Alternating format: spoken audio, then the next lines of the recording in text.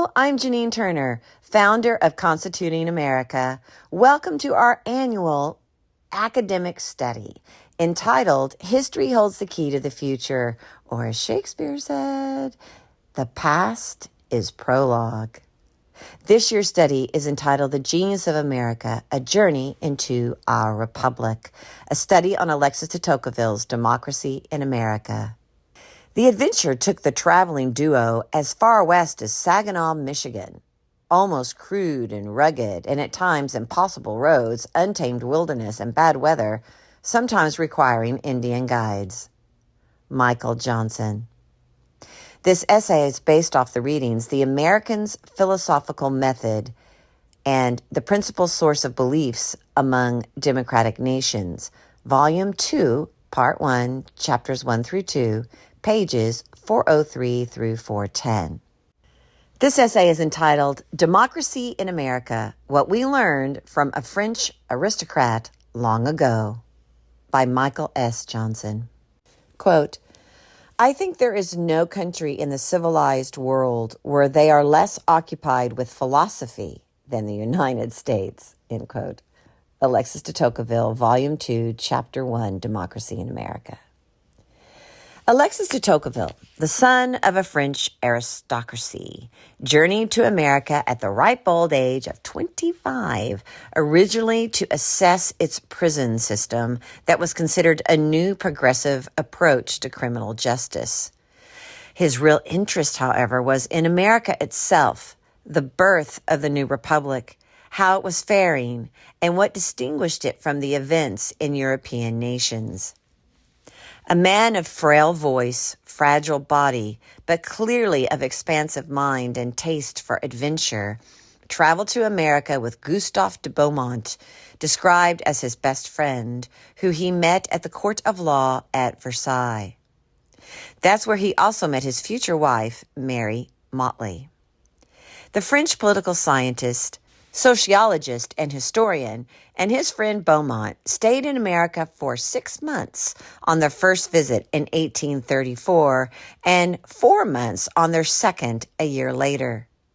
Quote, he was shocked by what he saw, end quote, Pete Peterson of Pepperdine University recently told a Constituting America audience. Peterson also says he found freedom, equality of conditions, people starting from nothing, gaining wealth and back again, opportunities to improve their station in life.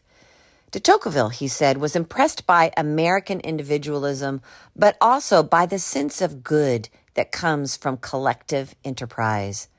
Americans were joining together to build roads and schools, join civic organizations, establish churches, and aid one another without the intrusion of government. What came of the journey was a 2-volume tome entitled Democracy in America, published in 1835 and 1840. The first volume is mostly about the land itself, the people, how they lived and collaborated in the governance of their larger cities and small towns. The second volume is more a study of the cultures and philosophies underpinning the new republic and the unique character of the people and their application of democratic rule, using Europe as the base of comparison. It was an important literary achievement in the 19th century.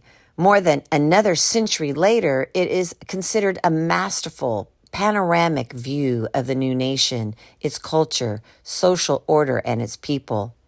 The new nation's boundaries then stretched east to west from the Atlantic to the Mississippi River and north and south from Maine to Florida.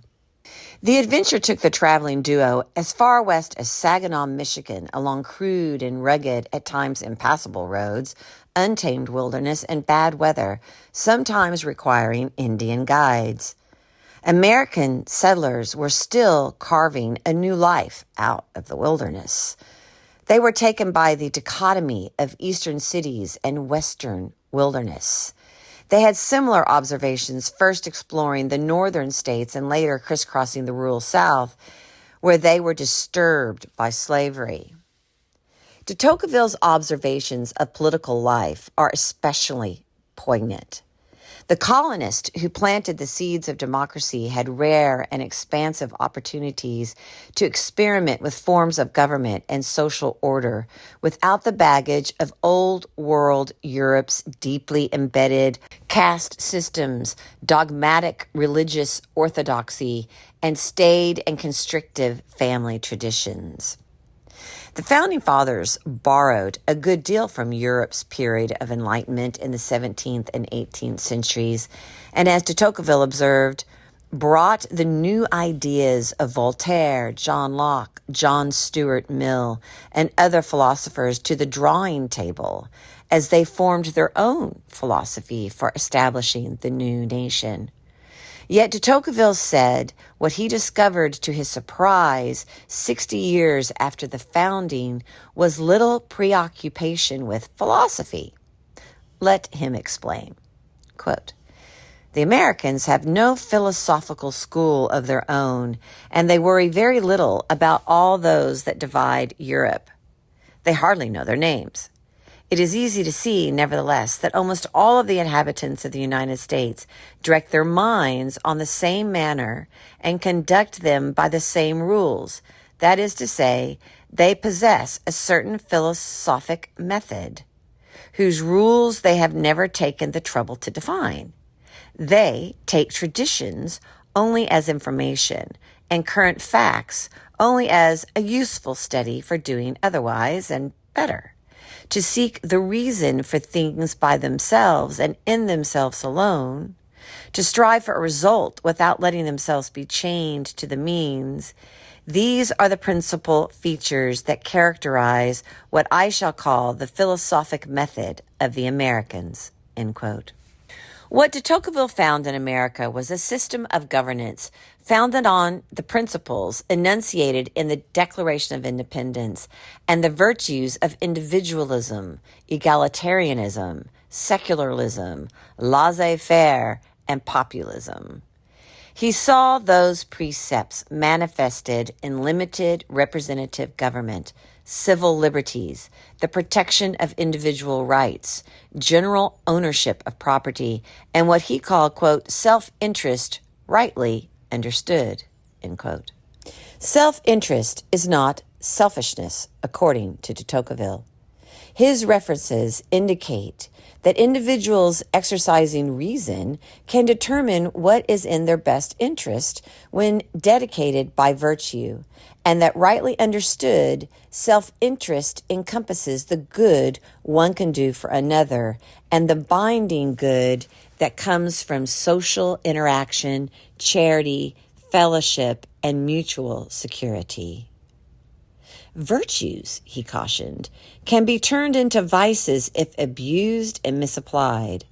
In America, he believed, there is that risk if, for example, majority rule becomes the tyranny of the majority, or if citizens, through the dereliction of their civic inclination toward interdependence, become too dependent on government for their needs. So much of what de Tocqueville saw in America is still America today, yet so much is different. That may be a simplistic observation, but it has profound meaning. It speaks to the genius of the Founding Fathers, who created a government and inspired a way of life that did not just endure, but became a catalyst for change around the world.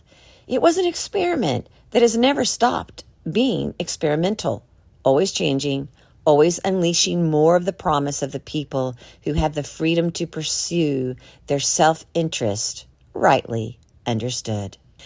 This essay was written by Michael S. Johnson. Johnson is a former journalist, member of the White House staff under President Gerald Ford, chief of staff to House Republican leader Bob Michel. He has been active in a number of nonprofit organizations and served as a media consultant, lobbyist, and co-author of 2 books, Fixing Congress and Surviving Inside Congress. He is married to Thalia Asuras, has 5 children and 4 grandchildren.